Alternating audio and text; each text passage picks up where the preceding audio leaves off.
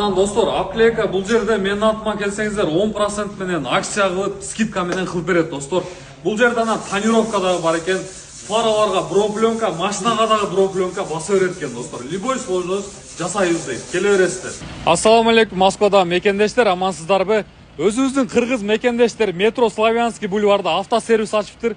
Бұл жерде универсал екен, достор. Полный услугаларын аз içine кирип айтып түшүндүрөм сиздерге. Көргөзөбүз, достор, жүргүлө.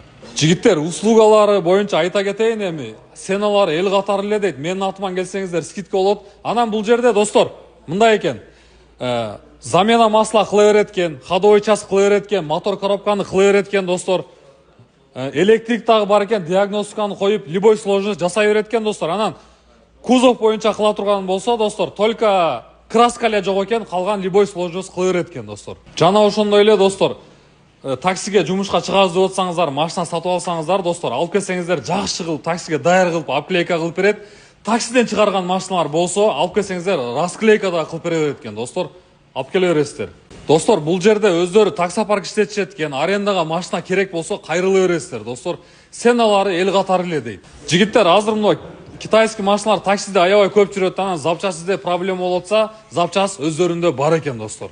Жигиттер, адрес кайсыл жерде десеңиздер, метро Славянский бульвардан мына видеодогу адрестер боюнча келе бересиздер.